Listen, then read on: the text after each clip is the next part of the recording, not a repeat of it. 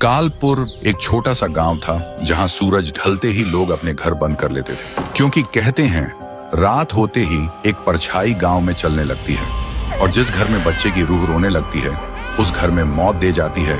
इसलिए गांव के लोग माँ बाप बनने के सपने डर के साए में दफन कर चुके थे और तब से नया बच्चा जन्म नहीं ले रहा था। इसलिए गांव जीने लगा था। सबको लगा अब सब ठीक है और तभी कालपुर के रास्ते पर एक नया जोड़ा बाइक से दिखाई दिया। अरुण और उसकी पत्नी काव्या शहर के थे, नई शुरुआत करने आए थे, लेकिन उन्हें क्या पता था वो जीने नहीं मरने के गांव में आ रहे थे। कुछ ही दिनों में दोनों गांव वालों के साथ घुल मिल गए, पर सबके चेहरे पर एक डर छुपा था क्योंकि काव्या मां बनने वाली थी। कुछ दिन बाद काव्या काम कर रही थी, तभी अचानक उसे दर्द होने लगा। अरुण ने बिना टाइम वेस्ट किए उसे हॉस्पिटल ले गया। ऑपरेशन रूम में चीखें गूंज रही थी और जैसे ही काव्या ने एक प्यारे से बच्चे को जन्म दिया, एक काली परछाई सीधा बच्चे के पास गई। अगला पल एक तेज तलवार की आवाज और बच्चा बस 1 सेकंड में लहू बन गया। काव्या चीखने लगी, मेरा बच्चा, मेरा बच्चा। अरुण दौड़ते हुए अंदर आया। उसने देखा पूरा फ्लोर खून से भरा था। काव्या को देखा, वो बेहोश थी। ये सब देखते ही अरुण रोने लगा। तभी एक आदमी उसके सामने आया। उसका नाम था रघुनाथ बाबा। बाबा ने कहा, तुम्हें बच्चे की मौत पर रोना नहीं चाहिए बेटा, तुम्हें सोचना चाहिए ये हुआ क्यों। अरुण बोला, कैसे ना रोऊं बाबा, मेरा सब कुछ छिन गया। फिर बाबा ने कहा, बेटा कालपुर एक बद्दुआ से बंधा है। अरुण ने पूछा, कैसी बद्दुआ।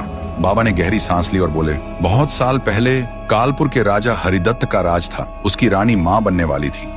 राजा हर दिन दुआ करता कि बेटा हो ताकि वंश चले, पर जब रानी ने जन्म दिया तो एक बेटी हुई। राजा पागल हो गया। उसने सबके सामने चीख कर कहा, ये मेरी शान के लिए श्राप है, और उसने अपनी तलवार निकाली और अपनी बेटी को काट दिया। रानी चीख पड़ी, हरिदत्त तूने अपने खून को मारा है।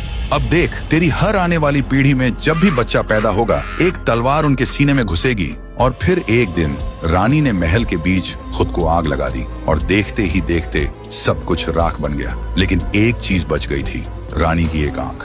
कहते हैं वो आंख कभी जली ही नहीं और उस आंख में रानी का श्राप बस गया। उस दिन के बाद से जब भी कालपुर में कोई बच्चा जन्म लेता है वो आंख सब देखती है और रानी एक परछाई बनकर वापस आती है उस बच्चे का दिल ले जाने।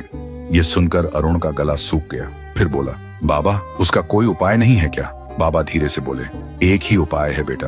उस महल के अंदर जहां रानी ने खुद को जलाया था वो आंख अब भी वहीं रहती है। अगर तू उस आंख को ढूंढकर अग्नि में जला पाए तभी ये श्राप खत्म होगा। अरुण सोचता है, फिर बोलता है, बाबा मैं करूंगा ये। फिर रात के 12 बजे अरुण हवेली गया।